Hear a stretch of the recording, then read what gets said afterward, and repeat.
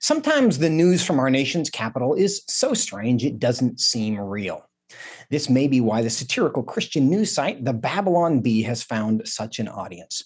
With 15 million page views a week and more than 250,000 newsletter subscribers, they are the most viewed satirical website in the world. And they have a new book out this week, The Babylon Bee Guide to Democracy: How to Flawlessly Rig Elections, Bribe Any Politician, and Crush Your Political Enemies for Good. Lots of information there that you're going to need, as you can tell by the title. Joining me now to discuss this new book and all things Babylon Bee is Joel Berry. He's the managing editor of the Babylon Bee and one of the authors of the book. Joel, good to see you today. Good to see you too. Thanks for having me. Well, President Biden last week gave a speech on the threats to democracy, which seems to be a good setup for the release of your book this week, because you're talking about how to save democracy as well. Are you guys working together on this project? Yeah, well, it is really interesting timing. I think the word democracy, there are a few words in the English language right now that are spoken with more sanctimony and self-righteousness by people who don't even understand what the word means. And so I think your average layperson, when they think democracy, they kind of think of it in a generic term, like, freedom, rule by the people. When the left is talking about democracy, what they're talking about is the system, the status quo that keeps them in power. What you'll see in this book, and what many of us know here on the right, is that the United States is not a democracy. We're a constitutional republic, but we kind of have some fun with this idea of democracy and where it comes from, how to defend it, different democracies around the world. The guide will tell you everything that you need to know. Well, and to that point, just to give people an understanding of what this is, because I did read this over the weekend with my family. Some of the chapter titles include The Origin Story of America, Winning and Rigging Elections, and my kid's favorite, which is chapter 10, Destroying Your Political Opponent's Stupid Faces. And yes, that is the title, Destroying Your Political Opponent's Stupid Faces. And they really enjoyed the introduction to that chapter. Now, it's intended to be funny, but you are making serious points, aren't you?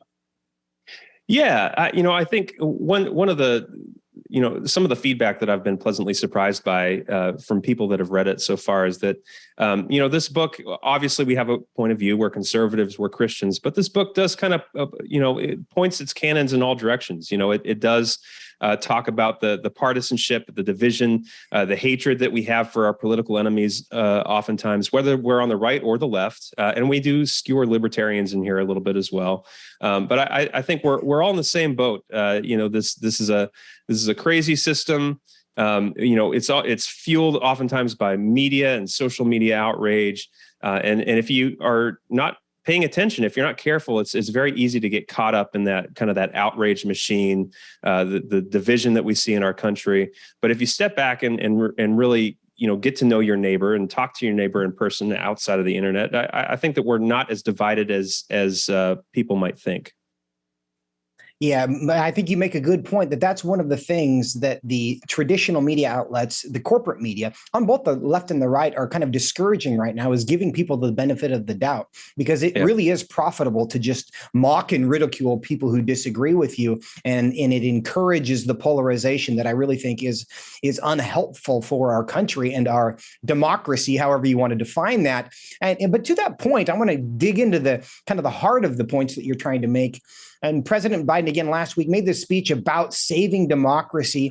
Do you think that democracy is at risk in America in a meaningful way? Yes. The speech from Biden was it was so sinister it was almost comical, and it gave the Bee a lot of comedic fuel that week when the speech did come out, from the lighting to everything he said in the speech. But yeah, I think the biggest danger right now is the fact that so many of us, and especially the younger generation come up, are very poorly educated, miseducated when it comes to how our democracy works, what our Constitution is designed to do, how the system works. And And I think people who desire power, people who desire control over our lives, take advantage of that ignorance.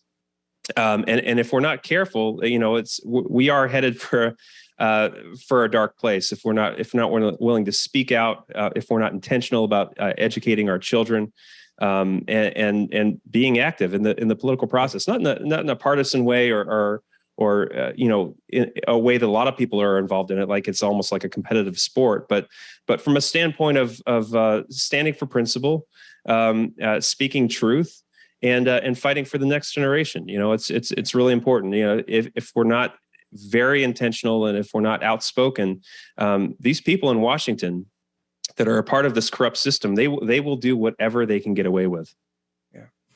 To your point about the lack of education that is at the kind of the root of our challenges, I see no better illustration than the way we responded to this Dobbs decision, when really the Supreme Court said, hey, we're going to give this to the elector, to the democratic process. We're the judges. When it doesn't say that there's a right to abortion in the Constitution, that means the political branches of the government, the people elected by the public, they're the ones that need to make those decisions. And the outrage over this idea that those we elect would make this decision, I think highlights the fact that we have no idea what the difference between Article 1 and Article 3 in our Constitution is, what the difference between the elected branch and the executive branch is. Do you think our lack of awareness and understanding, is that an accident or was that deliberate? Oh, no. I think it's very deliberate. I think the left has been, they've been working to this end for the better part of a century. And a lot of it has started in the world of education. They have a very specific worldview. They are a kind of a by any means necessary, mode of operating. I think that, it is absolutely intentional. After that decision, it's funny that you bring that up. I remember seeing tweets talking about how this Dobbs decision was a fascist decision. You're talking about the fascists in the Supreme Court, and I'm thinking, the Supreme Court just gave the people back their freedom. They just said, now the people have a say. You can have this debate amongst yourselves, and you can make your own laws. You're no longer being ruled by fiat from 9 people in robes. And the fact that so many people have been tricked into thinking their freedoms being given back to them is fascist or is anti-democratic. This didn't happen overnight. This has happened over decades and decades of intentional, slow, methodical move through the institutions on the left, and frankly, complacency on our side. Yeah, I think that's a really good point, because when we talk about, the system, that we don't have an appreciation for the fact that the process matters, that the process was created on purpose. And the fact that we don't want to be ruled by an oligarch of robes, people in robes, we're focused on the outcome rather than the process that leads to an outcome. And the American system requires the right process to reach the right outcome. And when we don't protect the process because we like the outcome, the risk, of course, is that same process, an oligarchy or judicial fiat, can be used against us, which is why as Americans, and what civics is no longer teaching, is the fact that the process we use to reach the conclusion is just as important as the conclusion itself. And I think the outrage, this idea that a court giving power back to the political branch is fascism, is just because they don't like the result of that. And they don't see any benefit to themselves as everybody, when the process matters so much, because again, that sword cuts both ways. But one other thing I want to highlight from your book, you actually talk about the fourth branch of government, which most people are not aware of. And you have an entire chapter dedicated to the fourth branch of government. What is that fourth branch, and why do you think it's so important to cover?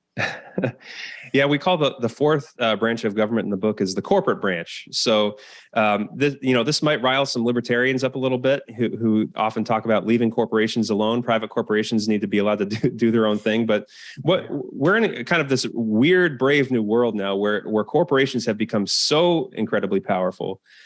Big tech alone more powerful over our daily speech than most entire governments of entire countries. And what we've even seen in recent weeks is not only are they extremely powerful, but they are often making moves and censoring people and silencing people at the behest of government. We saw with Mark Zuckerberg and Facebook when he talked about how kind of the FBI pressured them to silence the Hunter laptop story.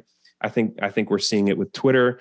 There is this very corrupt partnership that has grown between big corporations and government, to where it's kind of hard to distinguish the two anymore. And government has this way of kind of going around the Bill of Rights by laundering their censorship or their illegal activity through these corporations. And they can hide behind the private corporations. They can do whatever they want. So we kind of skewer that idea a little bit in the book.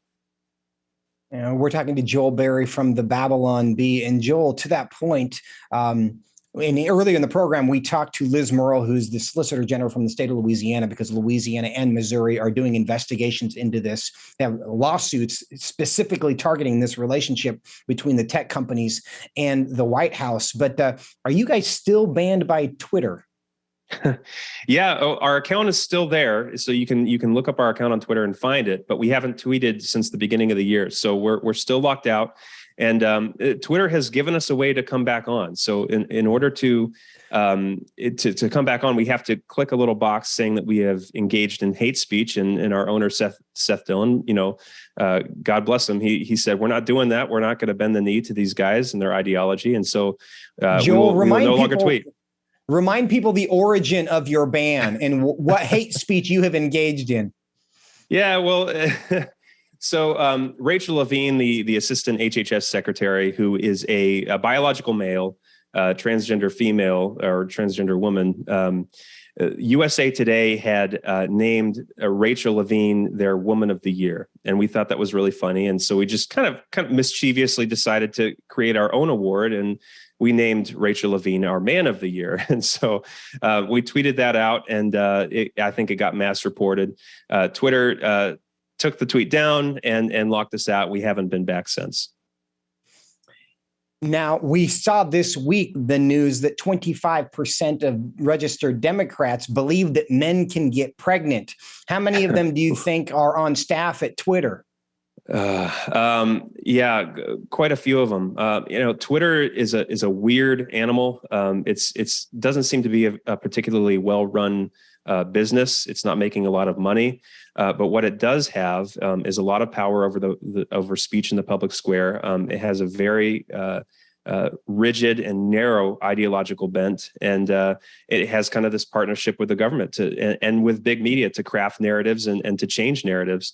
And so, we saw Elon Musk trying to kind of fix that with his potential purchase, which seems to be on hold now. So we don't know what's going to happen, but we kind of all you can do in the end is really trust God. He's in control. He's bigger than all these tech companies and oligarchs. Well, that is the truth, but it does your experience and the way you highlight this. It is a good point, and it's almost a worthwhile way of thinking about the corporate influence over the way we are governed now, to think of them as a fourth branch of government, because the public square has now been privatized for most purposes, and that matters. And we as informed citizens need to have an understanding of that. Joel, you guys laugh about a lot of serious things, and you help other people laugh about serious things. But do you think America can be, quote unquote, saved, or are we just laughing rather than crying?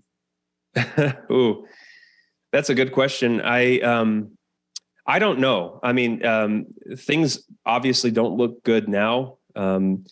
We know that in the past, I guess I hold out hope for spiritual revival. I think that spiritual revival is the only way we really get out of this. And it would really have to be a work of God and the Holy Spirit, just massively changing the culture in a very miraculous and quick way before things devolve even further.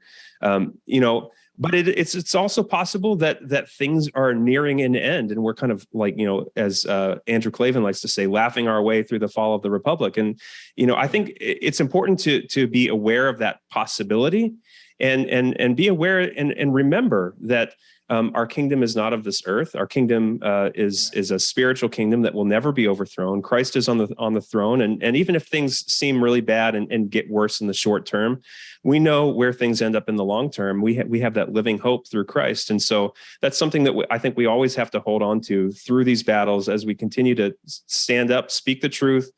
Fight the political battles where we have to, because it's the right thing to do, because we want to be salt and light here on the earth.